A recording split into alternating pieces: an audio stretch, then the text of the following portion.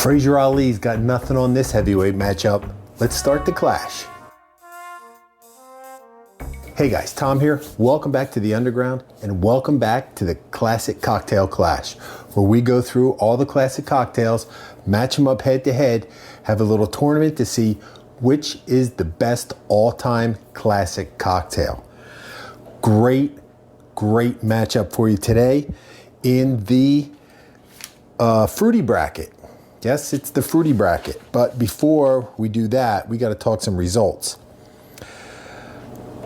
We had a matchup in the boozy bracket between the mint julep and the Manhattan.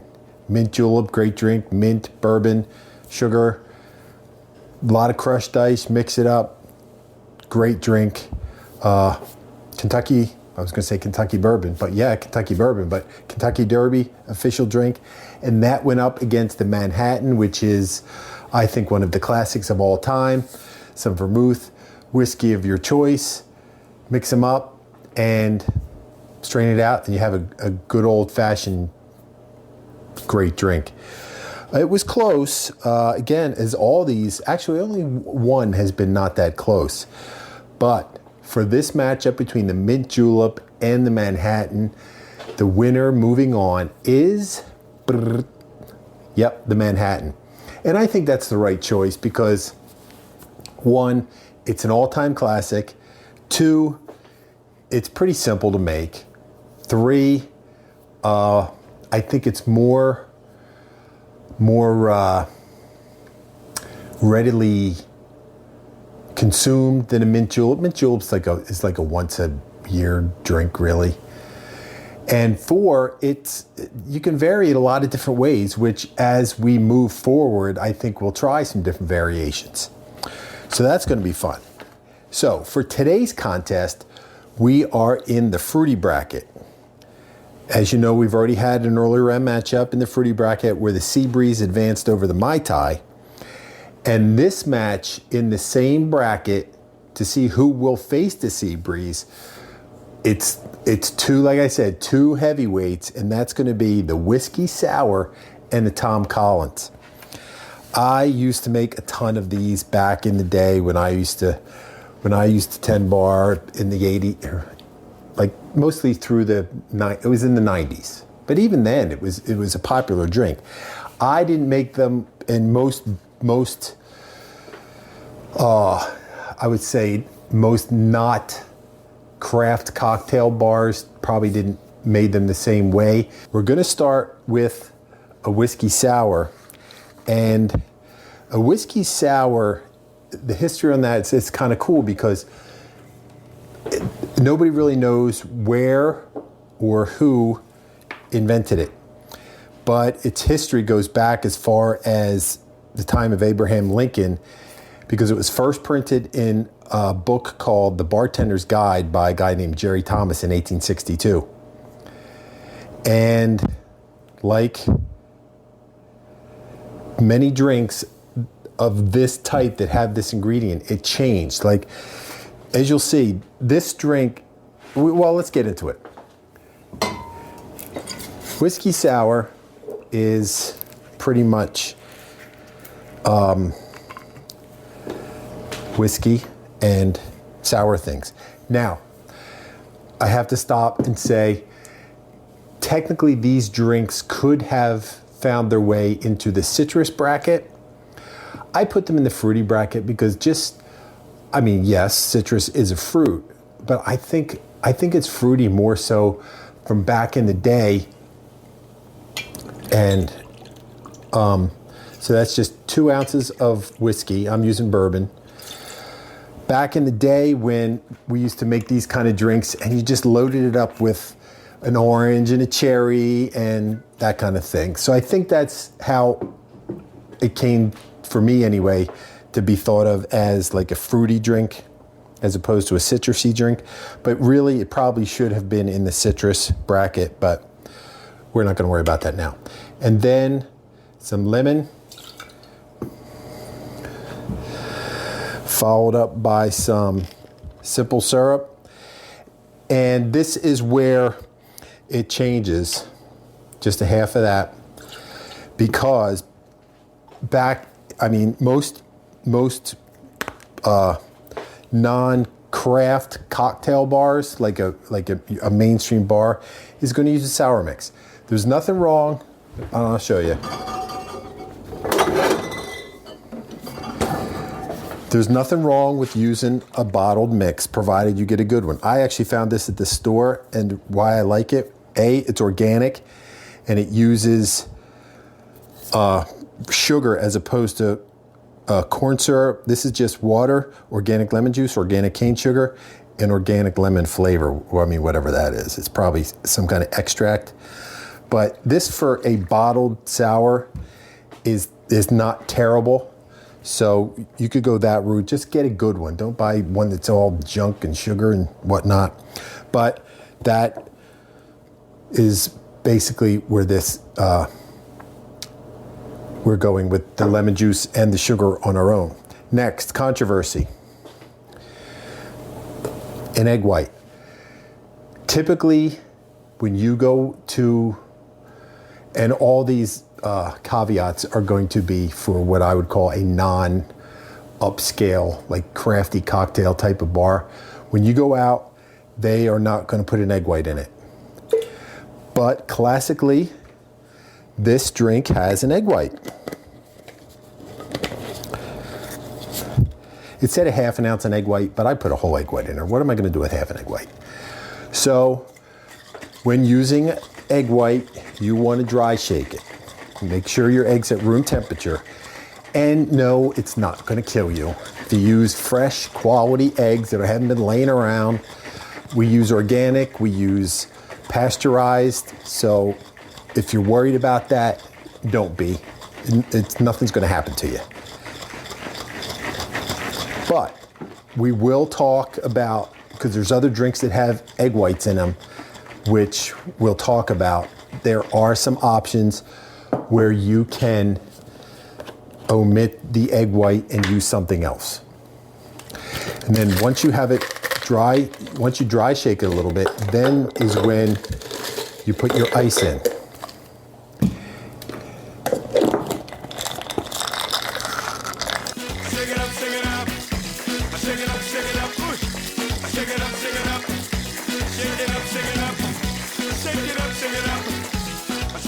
Now, two ways you can serve this.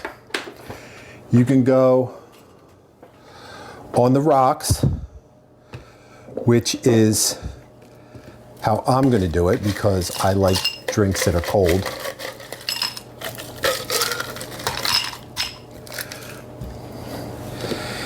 And we need a strainer. Uh-oh. Has this ever happened to you? It's like one of those torture puzzles. Okay. Let's see if I can jam this one in there. And we will double strain because we want to, just in case there's any little squirrely bits of egg.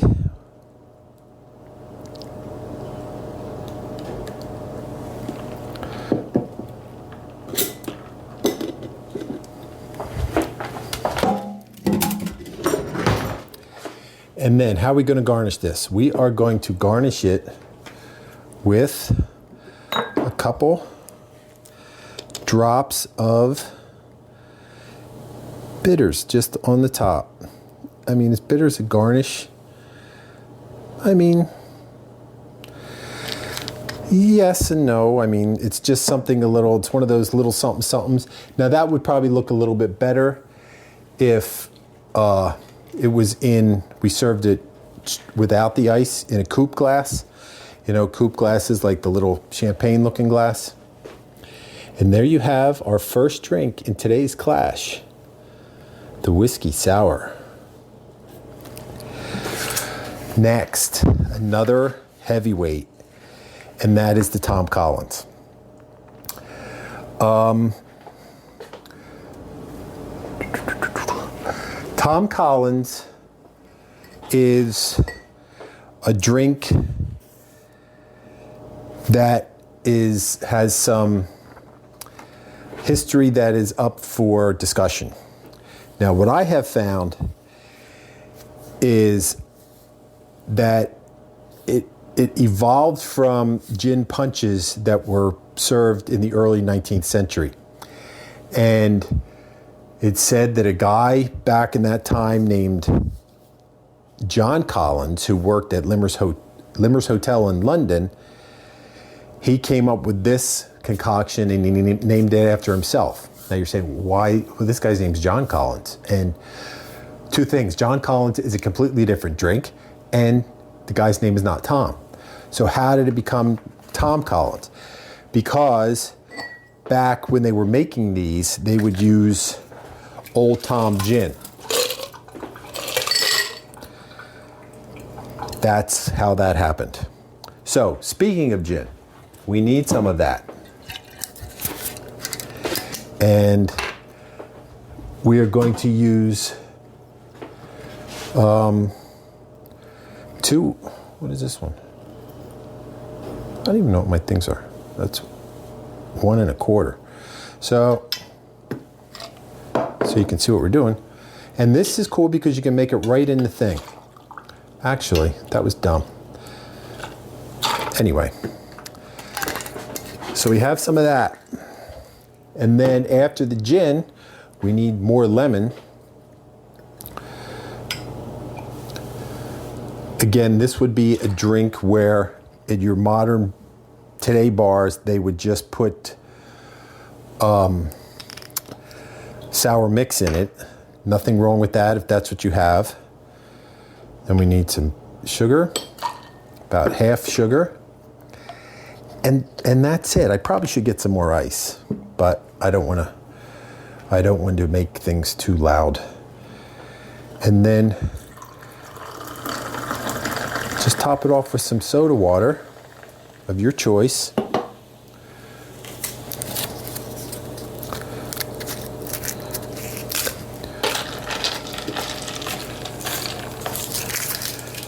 A straw, and then back in the day, we would have garnished this with a orange and a cherry, but it's really, a lemon is more appropriate because of what's in the drink. And a cherry, of course, if bonus points if you have a spiked cherry, and of course here at the Underground we use cherries from our friends at Howie's, spiked. And that's it, another great classic cocktail, the Tom Collins. Okay, now is time for the best part, and it's time for Ready, Drink.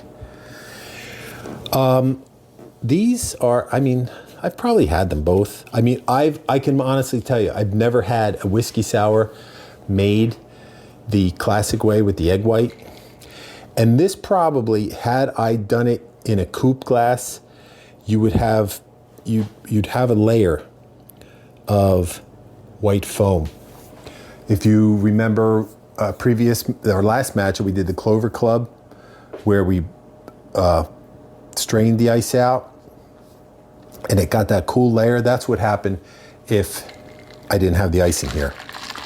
But it doesn't matter. This is still going to be good. Cheers, whiskey sour.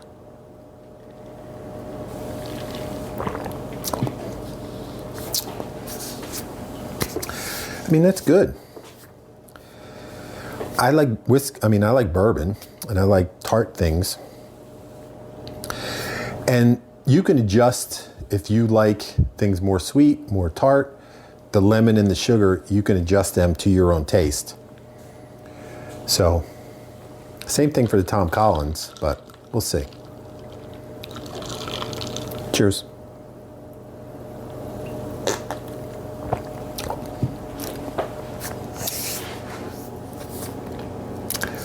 Again, I'm not a gin guy, but I could drink that drink. I think you get a little bit of the herbal from the gin, just enough sugar and citrus to kind of knock that down a little bit, and the soda just makes it, it's really very refreshing. So there you have it, guys. Go out, try them. Our standard policy is you go out with a friend, family member, loved one. You go to the bar, you order one of each. You each try each other's. Then you come back here, you vote. You can vote here. You can vote on Instagram. You can vote on X. X not so much. I always forget to upload stuff there. But there's always a little consolidated version on Instagram. You can go there. You can vote here. You can call me. You can text me. You can see me on the street. You can see me in a bar. You can, anywhere you see me, if you know me, whatever. Send me smoke signals, drum signals, whatever. Skywriter, hire a skywriter, hire a guy with one of those banners. Just let me know. Vote, and then when we get back together in the future, I'll let you know who won. So that is it. Find out about these drinks, which one you prefer, and the winner will move on to face, I think, yeah, the winner of this will move on to face the Seabreeze, which was a good matchup in and of itself. So it's going to be good. This whole classic clash is going to be good. So if you haven't subscribed, you should. And if it's your first time here, welcome. Take a seat. We'd love to have you stay for a while. And make sure you subscribe as well. Hit the bell so when a new clash comes up, or taste test, happy hour, whatever we got going on, you'll be notified and you can come check it out. And if you're so inclined, there's a way you could leave us a tip. Helps us out here at the Underground for everything that we got going on. But completely not necessary. Having you here is gratitude enough for us. Until you stop back again, remember, if you're going to drink, drink like a pirate. But do so responsibly. Have a good time. Come back and see us. And the great thing about it, if you see us here, you don't have to drive anywhere. You just make your drinks, you hang out with us, we have a good time, and you will as well. So, till the next time, remember, I'll save one of these seats at the bar just for you. Cheers.